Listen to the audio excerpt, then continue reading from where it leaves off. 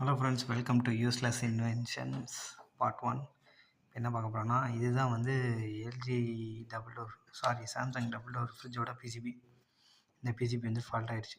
என்ன ஃபால்ட்டுன்னு பார்த்தீங்கன்னா, நம்ம கம்ப்ரஸர் ஐபிஎம் டிரைவரோட மைக்ரோ கண்ட்ரோலர் வந்து போயிடுச்சு. ஆனால் இதில் வந்து மற்ற மெயின் கண்ட்ரோல் யூனிட்டு அது நல்லா தான் இருக்குது. அதாவது ஹீட்டர் ஆன் பண்ணுறது, அந்த டெம்பரேச்சர் சென்ஸ் பண்ணுற அந்த யூனிட்டு நல்லா தான் இருக்குது. ரெண்டுத்துக்கும் இடையில கம்யூனிகேஷன் ஃபால்ட்டு என்னென்னு பார்த்தா அந்த ஐசி போயிடுச்சு. ஸோ இதுக்கு பதிலாக என்ன பண்ணலான்னா, நம்மள்ட்ட 2 போர்டு இருக்குது. ஒன்று வந்து சிங்கிள் டோர் சாம்சங் போர்டு, அதான் இப்போ இதில் மாட்டியிருக்கேன். இது வந்து பார்த்திங்கன்னா எல்ஜியோட இன்வெர்ட்டர் போர்டு. எல்ஜி கம்ப்ரஸர் இருக்குது, சாம்சங் கம்ப்ரஸர் இருக்குது. சரி இது போடலாமான்னு பார்த்து சரி சாம்சங் இதே போடலாம், இது போடுறது. இந்த ஃப்ரிட்ஜில் வந்து ஃபேன் ஓடுறதுக்கு வந்து நமக்கு வந்து இது தேவை.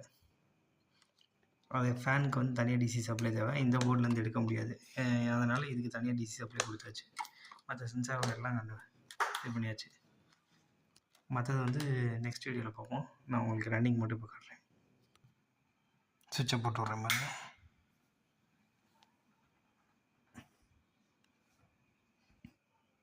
இன்னொரு விஷயம் என்னென்னா, இது தெர்மோஸ்டாட் லைனு, இந்த பிங்க் அண்ட் பிளாக் ஒயரு இதை மாட்டலைனாலும் ஆன் ஆகாது.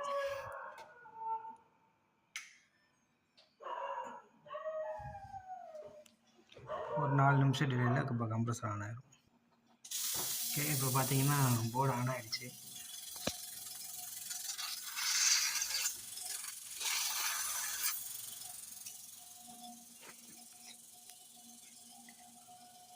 என்னால் டபுள் டோர் ஃப்ரிட்ஜு சும்மா சிங்கிள் டோர் போர்டை போட்டிருக்கேன்னு கேட்காதீங்க. இதுக்கு தெர்மோஸ்டாட் லைனு, ஹீட்டர் லைன்லாம் இருக்குமேன்றது. அதை பற்றி நெக்ஸ்ட் வீடியோவில் பார்ப்போம். பாய்.